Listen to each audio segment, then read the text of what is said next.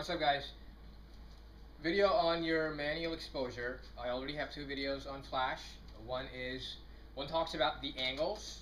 I'll post a link as well. And one talks about how to control the background light through your shutter speed. Flash power will actually depend on the aperture you're using. So in this video, I'm going to use three different apertures. I'm going to start off with 2.8. Then I'm going to choose f4, which is another stop, and then I'm going to choose f5.6, which is another stop. So as you're changing your aperture, you basically have to change your flash power. Okay, so regular 10-foot ceiling, if you're shooting f4, 1/4 power will be okay. Take a picture. If you think 1/4 power is too bright, reduce the power a little, and if you think f4 is too dark, then you increase the power a little. Okay, in a setting like this, f4 1/25th of a second or even 1/200th of a second is going to be perfectly fine. Okay, so let's take a few pictures and I'll show you how to adjust your exposure by changing by keeping the same exposure, but you're basically just changing your aperture. Okay, because you could be photographing one person, you can take it at 2.8 if you want really shallow depth of field. But what if you're photographing a couple of people? f2.8 is not going to cut it.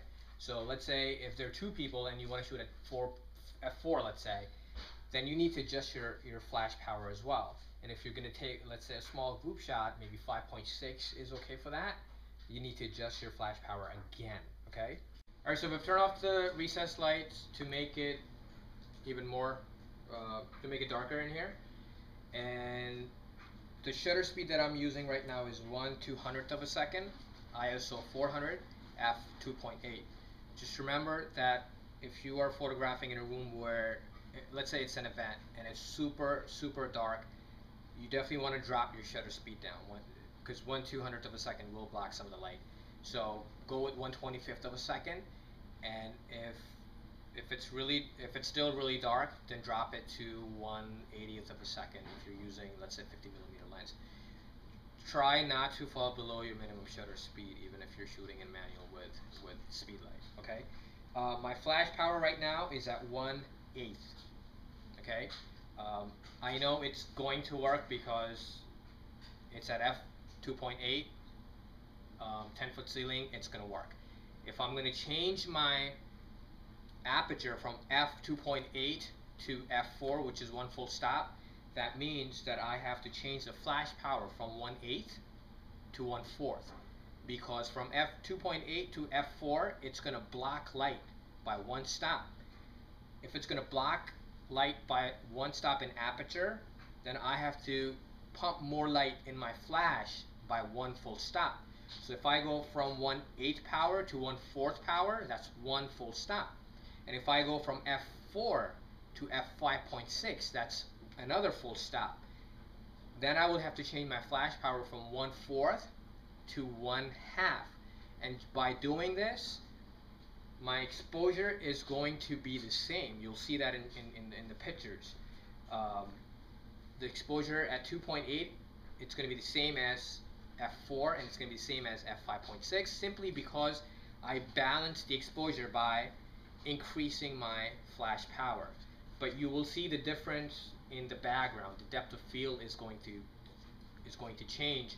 At f2.8, it's going to be shallower depth of field, versus f5.6 you will see a little bit of I don't want to say sharpness, but you'll see some of the details in the background. Alright, so I have three pictures here. As you can see, the exposure in all three pictures is the same, but your depth of field is different.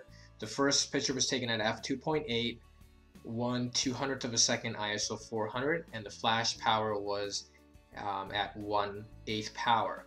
Alright, so if you're going to change your aperture, let's say another person comes and wants a picture, you're not going to take, that picture at 2.8, because you're looking for sharpness now. So in a situation like that, when you go from f2.8 to, let's say, f4, that's another stop of light that is being blocked. So all you have to do is just adjust your flash power. So in the second picture, when I changed the aperture to f4, I also increased the flash power by 1 stop.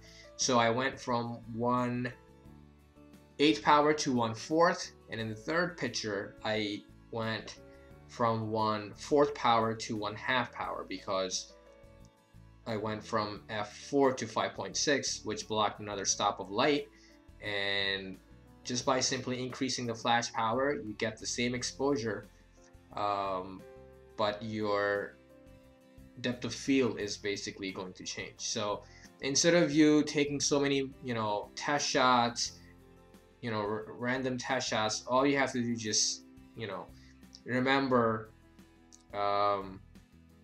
the exposure and your stop. So I'm gonna do another video and I'll explain exactly, I'll make an exposure chart for you guys. So if you're not shooting an aperture, knowing these exposures, these balancing exposure or your stops, it's very helpful, because you could do this, basic math in your head, and it just saves you a lot of time and headache.